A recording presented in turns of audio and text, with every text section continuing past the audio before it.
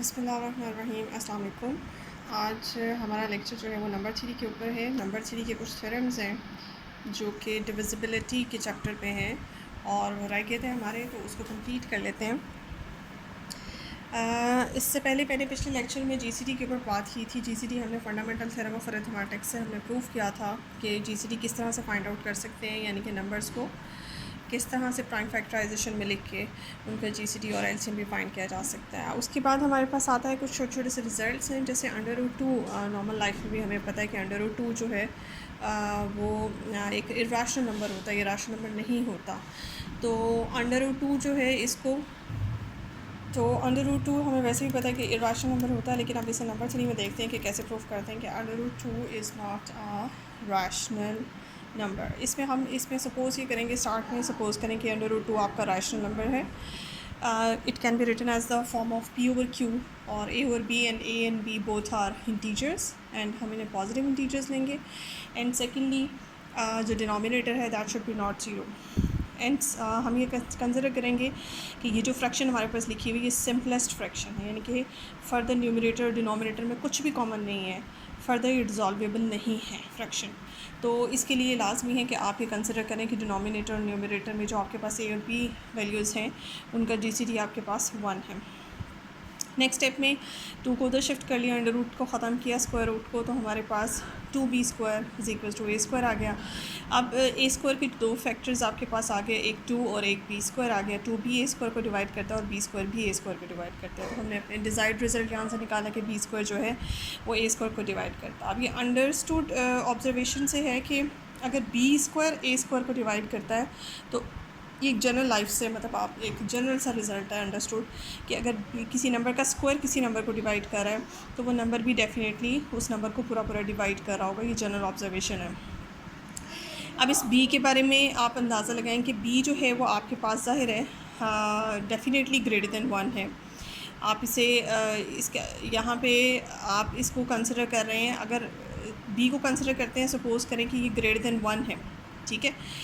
और क्योंकि इसके b की यहाँ पे दो वैल्यूज़ हो सकती हैं, बिकॉज जो फ्रैक्शन है वो दो तरह की हो सकती है। कुछ फ्रैक्शंस ऐसी भी होती है जिनके डिनोमिनेटर में आपके पास 1 होता है, और कुछ फ्रैक्शंस, क्योंकि बिकॉज आप यहाँ पे कह रहे हैं कि b जो है वो पॉजिटिव इंटीजर है ना, तो b अगर पॉजिटिव इंटीजर है तो पॉजिटिव इंटीजर्स 1 से स्टार्ट होते हैं।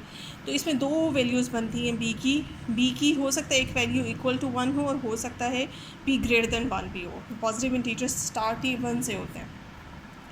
अगर आप ये पहले सपोज़ कर लेते कि b जो है वो ग्रेटर देन 1 है, तो फिर ग्रेटर देन 1 जितने भी इंटीजर्स होते हैं फंडामेंटल थ्योरम ऑफ अरिथमेटिक्स के अकॉर्डिंग उनका कोई ना कोई प्राइम डिवाइज़र ज़रूर होता है। जब आप उनके फैक्टर्स बनाते हैं तो उसमें प्राइम नंबर ज़रूर आता है। सपोज़ करें इसका एक प्राइम फैक्टर है p और p b को डिवाइड कर रहा है। अब b जो है पीछे a² को डिवाइड कर रहा था, तो फिर p जो है वो ट्रांजिटिव प्रॉपर्टी के अकॉर्डिंग a² को डिवाइड करेगा। अब p जो है वो प्राइम नंबर है। प्राइम नंबर अगर दो नंबर्स के प्रोडक्ट को डिवाइड करता है तो लाजमी प्राइम नंबर उन दोनों में से किसी एक को डिवाइड कर रहा होता है। ये प्राइम नंबर का अपना एक रिज़ल्ट है। अब p जो है वो a को डिवाइड कर रहा है। अब इसका मतलब क्या हुआ? इसका मतलब ये हुआ कि आपने जो कंसिडर किया है p, जो आपने कहा हुआ है कि p जो है यहाँ से एक ऐसा नंबर है जो b को भी डिवाइड कर रहा है और p जो है वो a को भी डिवाइड कर रहा है। अब p जो है वो a और b का कॉमन डिवाइज़र है, तो कॉमन डिवाइज़र होने की वजह से या तो यही जीसीडी होगा या जीसीडी इससे बड़ा होगा। तो ये नंबर जो है इन दोनों का नंबर a और b नंबर्स का जो जीसीडी है या तो वो p ही होगा या फिर p से ग्रेटर होगा। ये understood by the definition of GCD है। एक कॉमन डिवाइज़र अगर दो नंबर्स का मिल जाए तो वो या तो वही जीसीडी होता है या फिर उनका जीसीडी उनसे बड़ा होता है। लेकिन हम जीसीडी कंसिडर कर चुके हैं इनका 1, तो इसका मतलब है 1 is greater than equals to p। This is not the possible result है, कॉन्ट्रडिक्शन सी आ गई। ये पॉसिबल रिजल्ट हो ही नहीं सकता कि कोई भी 1 जो है वो किसी प्राइम नंबर से बड़ा हो। तो ये किस वजह से आई है कॉन्ट्रडिक्शन? अगर मैंने b को ग्रेटर देन 1 कंसिडर किया, अब b के पास क्या ऑप्शन बच जाता है कि b की वैल्यू क्या हो? b जो कि पॉजिटिव इंटीजर था, अब ग्रेटर देन 1 तो हो नहीं सकता है, पीछे एक ही ऑप्शन बचता है कि b जो है वो आपके पास इक्वल टू 1 हो जाए। अगर b 1 हो जाता है, इसमें वैल्यू सब्स्टिट्यूट करने से √2 का आंसर जो है वो a आ जाता है, बट a आपने कहा था कोई भी पॉजिटिव इंटीजर है एंड √2 इज़ नॉट इंटीजर, सो यहाँ से भी कॉन्ट्रडिक्शन आ जाती है। तो इसका मतलब ये हुआ कि अगर मैं √2 को एक रैशनल नंबर कंसिडर करती हूँ, फ्रैक्शन के अकॉर्डिंग के इक्वल रखती हूँ, तो फिर मेरे पास कॉन्ट्रडिक्शन ही फाइनली आ जाती है, विच शोज़ के √2 आपका रैशनल नंबर नहीं है। Hence proved. नेक्स्ट हमारे पास रिज़ल्ट है जी कि आपके पास एक और रिज़ल्ट है प्राइम नंबर से रिलेटेड ही है नंबर थ्री का। ये फैक्ट कि हमारे पास प्राइम नंबर्स जो हैं वो इन्फिनिट प्राइम नंबर्स एग्जिस्ट करते हैं नंबर थ्री में जो है। इसका प्रूफ हम देखते हैं कैसे हैं। ये तो जनरल लाइफ से भी हमें पता है कि प्राइम नंबर्स की तादाद फ़नाइट नहीं होती है, इन्फिनिट होती है। लेकिन अब हमने नंबर थ्री में इस रिज़ल्ट को प्रूफ करना है कि हमारे जो प्राइम नंबर्स हैं वो इन्फिनिट तादाद में होते हैं, फ़नाइट नहीं होते। मैं अपना क्वेश्चन का स्टार्ट यहाँ से करूँगी। सपोज़ करूँगी कि उसके बिल्कुल ऑपोजिट सपोज़ करूँगी कि हमारे पास फ़नाइट प्राइम एग्जिस्ट करते हैं और वो फ़नाइट प्राइम जो एग्जिस्ट करते हैं वो P1 से लेकर P के तक है। आगे जाके आएगी कॉन्ट्राडिक्शन जो ये शो करेगी कि अगर मैं फ़नाइट तादाद में प्राइम नंबर्स को कंसिडर करती हूँ तो फिर कॉन्ट्राडिक्शन आती है, जिसकी वजह से फ़नाइट प्राइम्स जो है वो फ़नाइट नहीं होते हैं, इन्फिनिट तादाद में एग्जिस्ट करते हैं। उसके लिए मैंने क्या किया, मैंने कहा कि अगर यही सपोज़ किया कि अगर यही आपके पास k तादाद में प्राइम नंबर्स हैं, आपने अपने पास एक नंबर डिफ़ाइन किया, इन सारे प्राइम्स को प्रोडक्ट करके एक नया नंबर आता है और उसमें वन ऐड कर लिया, और वन ऐड करने के बाद जो नया नंबर बनता है उसको मैंने टी कह दिया। ठीक है, ये मैंने एक टी नंबर अपने पास से डिफ़ाइन किया है। अब टी की जो डिफ़ाइनिंग लिखी हुई है, वैल्यू लिखी हुई है, वहाँ से साफ पता चलता है कि देखिए अगर कोई नंबर एक प्राइम है तो प्राइम से जस्ट अगला नंबर जो है वो कंपोजिट होता है, और प्राइम से जस्ट पिछला नंबर भी कंपोजिट होता है। अब ये नंबर्स हो सकता है कि इनके प्रोडक्ट से मेरे पास जो है इन सारे प्राइम्स के प्रोडक्ट से पहली बात तो ये कि आपके पास कोई प्राइम आने वाला है ही नहीं, क्योंकि इनके प्रोडक्ट से जो मेरे पास नंबर आएगा उस नंबर के डिवाइज़र्स ये सारे प्राइम होंगे, तो वो नंबर प्राइम नहीं हो सकता, क्योंकि प्राइम नंबर के डिवाइज़र जो हैं वो एक दो होते हैं, एग्जैक्टली दो होते हैं। एक वो नंबर खुद अपना डिवाइज़र होता है, दूसरा वन उसका डिवाइज़र होता है। तो इन सब नंबर्स के प्रोडक्ट से जो नंबर आपके पास डेफिनेटली आता है वो नंबर जो है वो आपके पास एक तो कन्फर्म के कंपोजिट होगा, और कंपोजिट के बाद इसमें अगर आप वन ऐड कर लेते हैं तो आप उसे टी बनाते हैं। अब ये नंबर जो टी है, जब आप इसमें इसके रिज़ल्ट में वन ऐड करते हैं तो यहाँ से एक चीज़ तो शुरू हो गई, ये जो टी नंबर आपने बनाया डिफ़ाइन किया है वो ग्रेटर देन वन है। अब अगर ये ग्रेटर देन वन है तो ग्रेटर देन वन होने की वजह से ये कोई ना कोई इसका प्राइम डिवाइज़र होगा। जैसे फंडामेंटल थ्योरम ऑफ अरिथमेटिक्स दोबारा यहाँ पे यूज़ हो रहा है कि फंडामेंटल थ्योरम में ये था कि अगर कोई भी इंटीजर आपके पास, डेफिनेटली ये इंटीजर है और ग्रेटर देन वन है, अगर कोई भी इंटीजर वन से ग्रेटर होता है तो फिर उसका कोई ना कोई प्राइम डिवाइज़र एग्जिस्ट करता है, तो इसका भी कोई ना कोई प्राइम डिवाइज़र टी का एग्जिस्ट करेगा। मैंने कहा सपोज़ करें वो प्राइम डिवाइज़र जो है वो पी है। अब ये जो P है वो कौन सा P है, ये प्राइम, ये इन प्राइम्स में से कोई प्राइम है या अलग से कोई प्राइम है? असूल तो ये है कि ये P जो है ये इन प्राइम्स में से नहीं है, बिकॉज ये प्राइम्स जो हैं, क्योंकि P आपने ये वो सपोज़ किया है जो T को डिवाइड कर रहा है, और ये जो P's लिखे हुए हैं P1 से लेकर Pk तक, इनमें से कोई भी T को डिवाइड नहीं कर रहा। ये मैं आपको इस तरह से मिसाल दे सकती हूँ, जैसे कि आपको कहा जाए कि आपके पास 2 एक प्राइम है, 3 एक प्राइम है एंड 5 एक प्राइम है। इनके आंसर में आता है जी 30। ठीक है, इसमें ऐड कर लें आप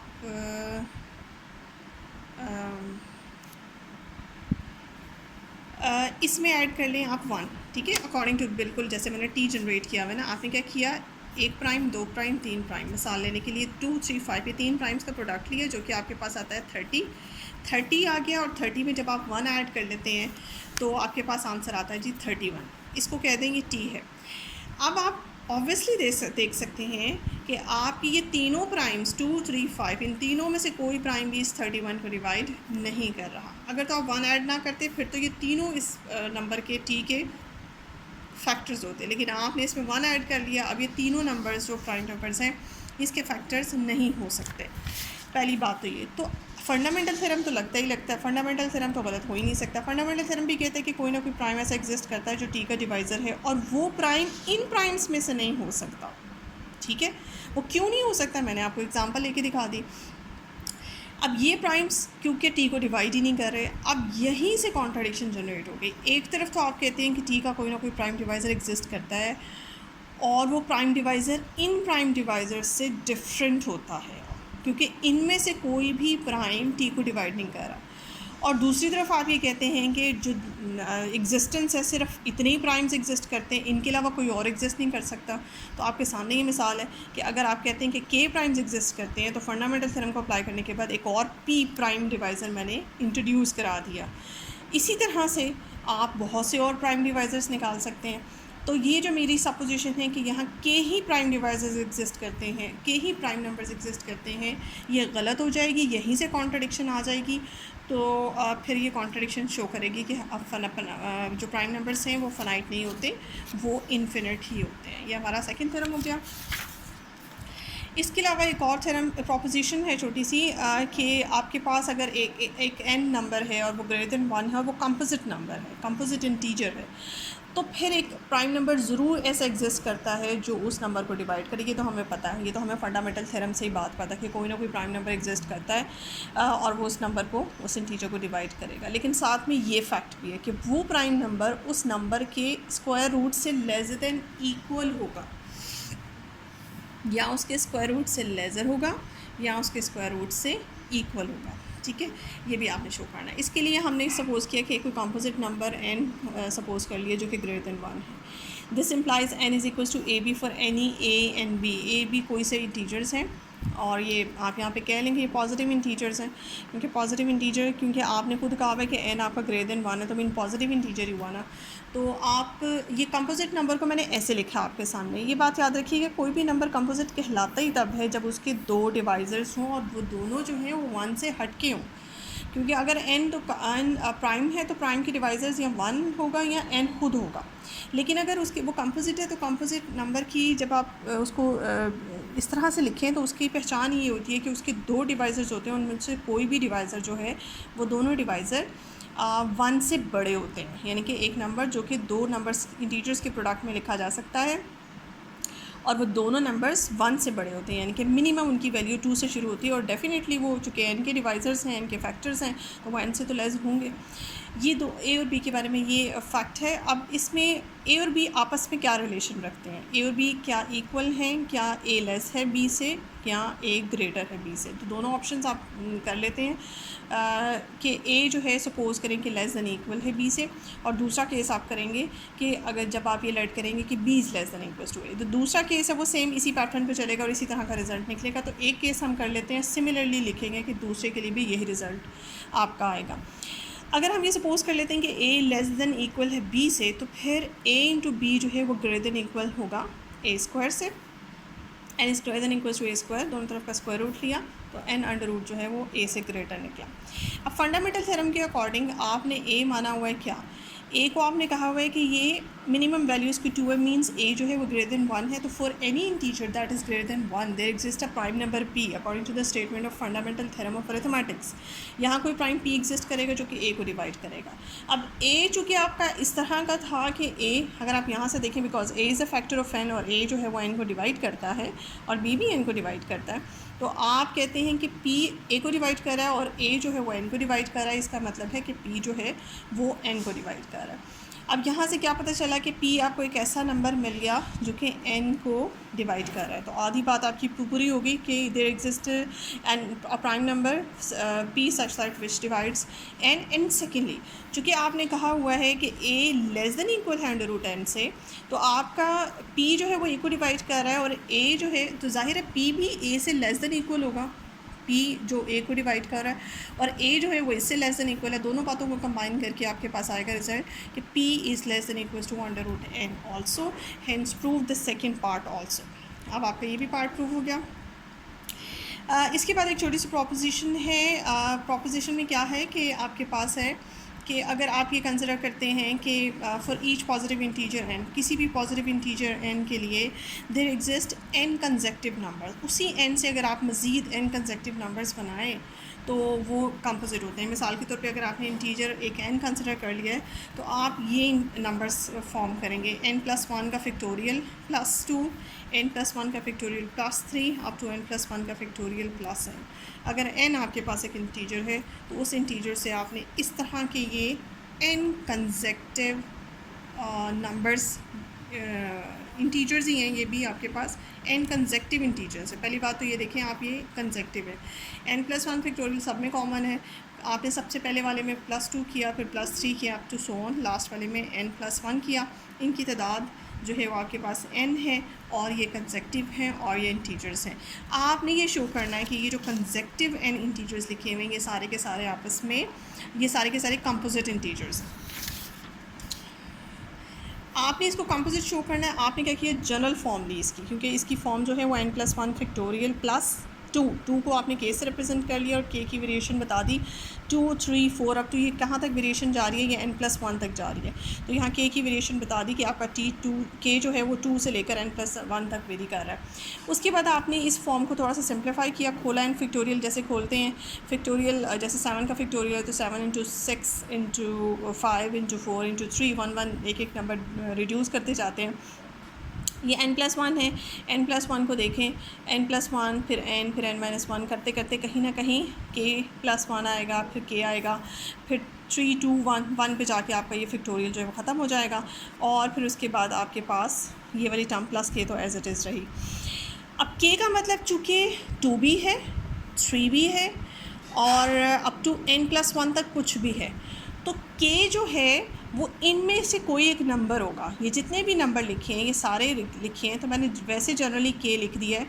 k का मतलब एक दफ़ा 1 होगा, सॉरी एक दफ़ा 2 होगा, एक दफ़ा 3 होगा, क्योंकि k 2 से स्टार्ट हो रहा है, 2, 3 किसी की भी रिप्रेजेंटेशन कर रहा है। तो मैंने जनरली जब आप खोलते हैं किसी भी नंबर को, k कुछ भी हो सकता है, इसलिए मैं k को जनरली बीच में कुछ टर्म्स खुलते खुलते kth टर्म आ जाएगी। अब वो k अगर तो k का मतलब 2 है तो फिर k यहाँ पे है, अगर k का मतलब 3 है तो k 3 की जगह पे है, अगर k का मतलब कहीं जाके n+1 है तो k यहाँ है, ठीक है।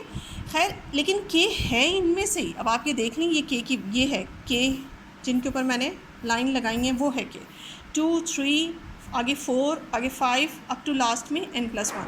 तो यहाँ से शुरू होके 2, 3 अप टू सो यहाँ तक कोई भी k हो सकता है। लेकिन अभी चूँकि जनरल काम चल रहा है तो मैंने कहा कि सपोज़ करें कि बीच में कोई वैल्यू k है और ये आप 1 बाय 1 पुट करते चले जाएंगे। फिर आपने k कॉमन निकाली। जब आप k के यहाँ से कॉमन निकाल देते हैं तो इससे पहले वाली टर्म इसके बाद वाली टर्म बच जाती है, k निकल जाता है कॉमन और इसमें से भी निकल जाएगा। अब ये जो नंबर आपके पास आया ये है तो इंटीजर ही ब्रैकेट, और k जो है वो भी आपके पास जो ऊपर values 2, 3 up to so n+1 लिखे हैं वो भी इंटीजर हैं। तो ये राइट हैंड साइड जो है आपके पास प्रोडक्ट ऑफ 2 इंटीजर्स आ गई है। So this number was the representation of all these n integers. तो इसकी जो जनरल फॉर्म है वो 2 नंबर्स का प्रोडक्ट है, 2 इंटीजर्स के प्रोडक्ट की फॉर्म में लिखी जा सकती है। अभी मैंने आपको बताया है बेसिकली कोई भी जो कंपोजिट नंबर होता है उसकी बेसिक डेफिनेशन होती है कि composite number can be written as a product of 2 numbers. ये रिवाइज़ कर रही हूँ मैं। A composite number can be written as a product of 2 integers and both of those integers are greater than 1. Bracket में जो लिखा हुआ number है वो भी इंटीजर है and obviously that is greater than 1। And k की जो वेरिएशन है वो 2 से शुरू होकर n+1 तक जाती है, k भी 1 नहीं है तो k भी 2 या 1 से ग्रेटर है। तो both of these 2 integers and both of these are greater than 1. So left hand side is the product of 2 integers which satisfy the definition of composite numbers. So ये numbers जितने भी आपके पास लिखे हुए हैं ये composite numbers हैं। इसी से रिलेटेड एक और मेरे पास है रिज़ल्ट। ये आपके पास अगर कुछ इंटीजर्स लिखे हुए हैं एंड अगर आपके पास कोई भी इंटीजर है, ये मैंने कुछ इंटीजर्स बनाए हुए हैं, n factorial +2, n factorial +3 up to n factorial +n। आप इन सब इंटीजर्स को इसी पैटर्न पे चलते हुए आप शो करके दिखाएं कि ये जितने भी इंटीजर्स लिखे हुए हैं ये कंपोजिट नंबर्स हैं, ठीक है। ये आप मुझे चेक भी करा सकते हैं, ठीक है, ये कर लीजिएगा और उसके बाद मुझे भेज के तो अपनी असाइनमेंट चेक करवा लीजिएगा। नेक्स्ट है आपके पास एक algorithm that is called the sieve of Eratosthenes, ठीक है। सीव ऑफ एरिस्टोथीन जो है इसमें कुछ रिज़ल्ट है, ये बेसिकली है क्या, ये एल्गोरिथम इसको देख लेते हैं, इसकी डेफिनेशन क्या है। It is an ancient algorithm for finding all the prime numbers up to any given limit. मिसाल के तौर पे मेरे पास एक नंबर है, इंटीजर है 50, मैं चाहती हूँ 50 से छोटे जितने भी प्राइम नंबर्स एग्जिस्ट करते हैं उन सब को फाइंड आउट कर, ठीक है। तो उसका ये एल्गोरिथम है, ये तरीका मैं आपको समझा दूँ ये करते कैसे। आपने क्या करना है, आपने 2 से शुरू करना है, 1 से नहीं शुरू करना, बिकॉज आप 50 से नीचे सारे प्राइम नंबर्स तलाश करना चाहते हैं। तो 50 से नीचे जो प्राइम नंबर्स हैं वो 1 से स्टार्ट नहीं होंगे because the smallest prime number is 2। तो आपने 50 से नीचे जाना है और 1 से नहीं 2 से नंबर स्टार्ट करने हैं और 50 तक लिखने हैं, ठीक है जी। आप 50 तक नंबर्स लिखेंगे और सबसे पहला जो प्राइम नंबर आता है, सबसे छोटा जो प्राइम नंबर आता है, उसको पॉइंट आउट करें। वो कौन है आपके पास? वो है 2। उसको मैंने कर दिया सर्कल। अब इस लिस्ट में मैंने क्या किया, मैंने कोई नंबर नहीं छोड़ा, 2 से लेकर 50 तक सारे नंबर्स लिखे हैं। अच्छा, इसमें आपने क्या करना है, आपने सबसे पहले जो सबसे छोटा प्राइम नंबर है उसको इस तरह से सर्कल किया और उसके जितने भी मल्टीपल्स हैं उनको कट आउट कर दिया, ऐसे कट कर दिया। जैसे 2 का मल्टीपल 4, 6, 8, 10, 12। ये देखिए आपके सामने है, मैंने सारे 2 के मल्टीपल्स जो हैं वो कट आउट कर दिए हैं। उसके बाद आपने अगला प्राइम नंबर देखा, अगर कोई बचता है इस लिस्ट में, जैसे 3 है, आप 3 के मल्टीपल्स दिए। जैसे 3 का मल्टीपल है आपके पास 9, उसको कट किया। 3 का मल्टीपल जो है 15, उसको कट किया। ये देखिए अब मैंने यहाँ से लेकर यहाँ तक जितने भी 3 के मल्टीपल्स आते थे वो मैंने कट कर दी हैं। उससे अगला जो मेरे पास प्राइम आता है वो है मेरे पास 5 के मल्टीपल्स देखे मैंने जहाँ जहाँ कट हो सकते हैं। जैसे 25 है, जैसे कि 35 है, जैसे कि 45 है, और बाकी सारे कट हो चुके हैं। उससे अगला प्राइम मैंने देखा 7 35 एंड ये सब कट हो चुके हैं। उसके बाद अगला है 11 के जितने भी प्राइम मल्टीपल्स हैं वो ऑलरेडी है ही नहीं यहाँ पे कोई जो कट होने वाली और मैं उसे कट कर दूँ। 11 के बाद 13 और इसके बाद 17, यहाँ पे कोई भी नहीं है। उसके बाद 19 का भी कोई मल्टीपल यहाँ नहीं है ऐसा जो कट होने वाला हो। उसके बाद आपके पास 29 एंड 31 एंड सोन। अब ये वो नंबर्स बच गए हैं ये प्राइम नंबर्स हैं जो बचे हैं आपके पास। जैसे कि ये 11 है, 11 इज़ अ प्राइम नंबर। जैसे कि 17 is a prime number, 19 is a prime number, 23 is a prime number, 29 is a prime number, 31 is a prime number, 37 and 41 and 47 and 49। Sorry 49 जो है वो तो 7 का मल्टीपल होता है, इसलिए इसको मैंने कट कर दिया, सॉरी।